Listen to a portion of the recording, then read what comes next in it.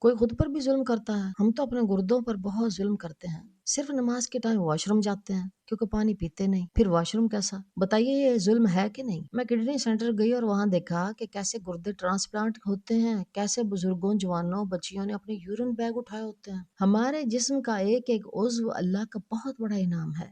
ان سردیوں میں اپنے گردوں کو پانی سے محروم نہ رکھیں، وہ رب کتنا رحیم ہے، اس نے اسی موسم میں اتنے پانی والے پھل بنا دیے تاکہ میری کام چور مخلوق جو پانی نہیں پیتی وہ بریک اپ نہ کر جائے۔ چکوترا، سنگترا، مالٹا، موسمی اور پھر بہت سی ایسی شکلیں جن کا مجھے نام بھی نہیں آتا۔ قربان جاؤں ایسے رب پر۔ اور مخلوق ایسی کہ اٹھ کے پانی نہیں پیتی، بیمار ہو کے چارپے پہ بیٹھ سکتی ہے، دوائی بھی کھا سکتی ہے، پیسے لگا سکتی ہے، پانی نہیں پی سکتی۔ ہاں، چپ سٹک لگا سکتی ہے ہونٹوں پر، حالانکہ ہونٹ خشک ہوتے ہیں پانی کی کمی سے۔ یعنی دنیا عزیز ہے، دنیا کے کام اتنے عزیز ہے کہ اپنے اندر کا پانی پورا نہیں رکھ رہے، اور منہ پہ پپڑی جمی ہے اور سکری سر پہ اور خشکی چہروں پہ۔ کیا ہے یہ؟ کس چیز کی علامت ہے؟ یہ علامت ہے کہ زمین بیچاری بنجر ہے، اس کو سیراب کریں۔ یہ جو ڈی ہائیڈریشن ہے یہ کیا کرتی ہے؟ گردوں کی کارکردگی کو سست، اور پھر کیا ہوتا ہے؟ جسم کے زہریلے مادے جمع، اور جب مادے جمع ہوتے ہیں تو سر بوجھل، کہتے ہیں سر بھاری ہو گیا، قبض، B P, blood pressure high اور اٹیک اور فالج، اور یہ سارے سفر پھر آسانی سے طے ہو جاتے ہیں۔ اس لیے ادھر کو سفر نہ کریں، ادھر کو سفر کریں جدھر صراط مستقیم ہے۔ اللہ تعالیٰ نے فرمایا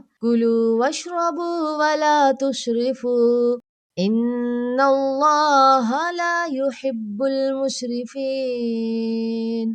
کھاؤ پیو مگر حد سے نہ بڑھو، بے شک اللہ حد سے بڑھنے والوں کو پسند نہیں کرتا۔ مطلب یہ کہ پانی کی کمی حد سے بڑھنا ہے۔ اگر سمجھ آ گئی ہے تو یس کریں۔ السلام علیکم ورحمۃ اللہ وبرکاتہ۔